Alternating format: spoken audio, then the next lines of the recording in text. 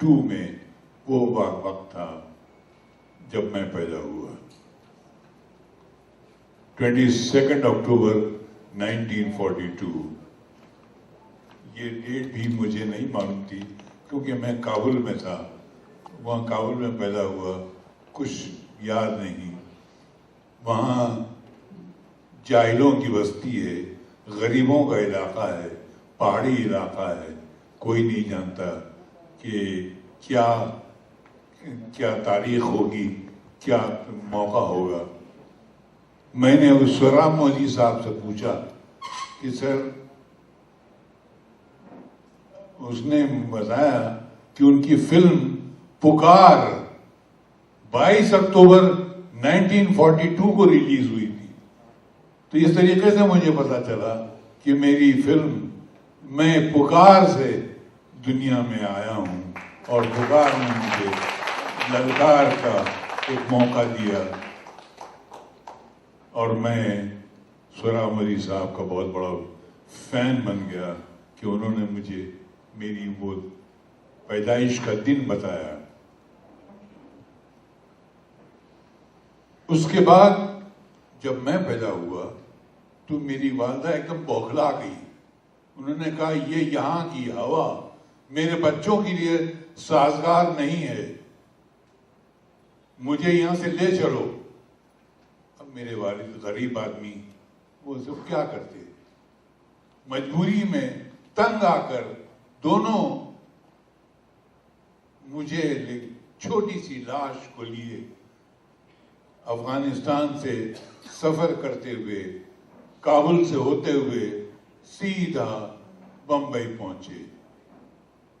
بمبئی میں ایک بہت ہی گندا علاقہ ہے، کماٹی پورا پہلی گلی، جو سلم ہے. ایسا سلم، اتنا گندا سلم کہ شاید دنیا میں کہیں یہ نہیں ہوگا. وہاں جا کے ہم رہے.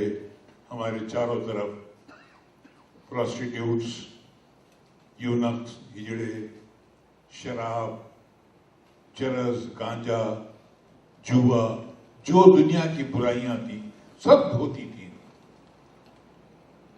اب میرے والد، دیکھیے زندگی کا فرسٹ ٹرننگ پوائنٹ، میرے فادر، میرے والد، وہ بمبئی کا بوجھ برداشت نہ کر سکے تو میری ماں میں اور میرے والد میں بناؤ نہیں ہوا اور کچھ دنوں کے بعد دونوں میں طلاق ہو گیا. پہلا جھٹکا میری زندگی کا یہ ہے کہ میں سال بھر کو نہیں پہنچا تھا اور میری ماں اور میرے والد الگ ہو گئے، طلاق ہو گیا دونوں کا.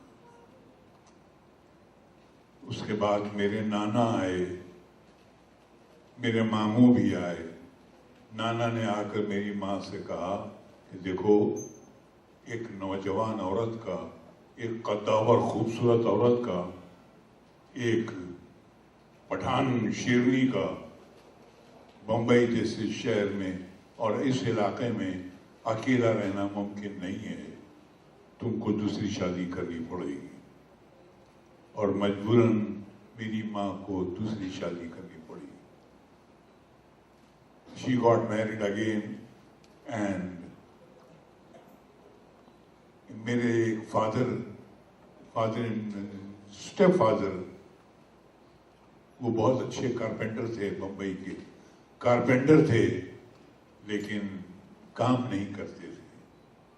آپ نے دیکھا ہوگا اکثر و بیشتر ہمارے یہاں جو یہ میکینکس ہوتے ہیں، کارپینٹر ہوتے ہیں یا پلمبر ہوتے ہیں، یہ لوگ کام نہیں کرتے.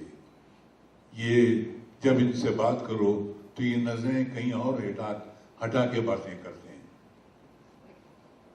یہ میں نے ایک زندگی میں ایک ڈائلاگ لکھا ہے کہ جن میں نظریں ملانے کی طاقت نہیں ہوتی وہ آپ کو گلے لگا لیتے ہیں.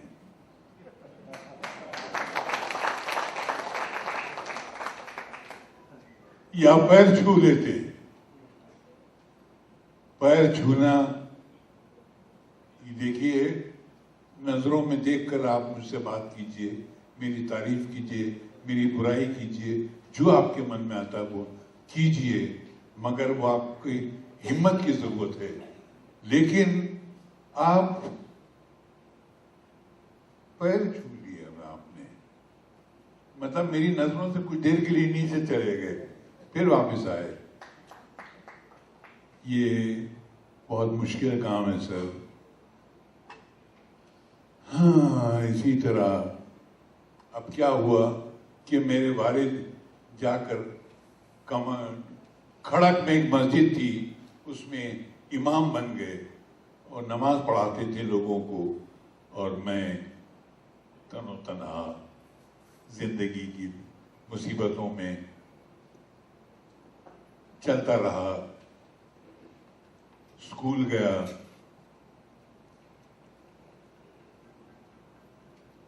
اسکول سے اب 5ویں 6ٹھی تک تو چل گیا، لیکن ہر دوسرے یا تیسرے روز فاقہ ہوتا تھا ہمارے گھر میں، کھانے کو نہیں. یہ زندگی میں بھوک کیا ہوتی ہے وہ سہا ہے ہم نے، دکھ کیا ہے وہ سہا ہے ہم نے. میں دکھ کی بات کر رہا ہوں سر، آپ پانی مت پیجیے، مجھے ایسا لگ رہا ہے وہ پانی مجھ پہ گر رہا ہے. خیر،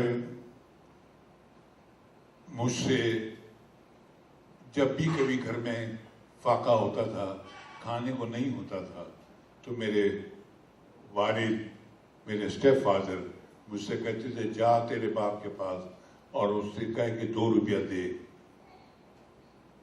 میں جاتا تھا، چھوٹا سا بچہ، روزانہ جا کے میرے باپ سے، میرے ابا سے 2 روپے مانگ کے لاتا تھا. وہ 2 روپے دیتے تھے، وہ 15 روپے ان کی تنخواہ تھی، کب تک دیں گے وہ 2 روپے کے لاتا تھا. اس میں 1 روپے کا آٹا، 8 آنے کی دال، 8 آنے کا گھاسلیٹ، اس میں کھانا بنتا تھا. جب کھانا میری ماں بنا لیتی تھی تب ہم کھاتے تھے. یہ زندگی یوں ہی گزری ہے سر. زندگی نے عیش نہیں کرایا. جب کھانے کا وقت تھا تب تو روٹی نہیں ملی، اور جب روٹی آئی تو بھوک مر گئی.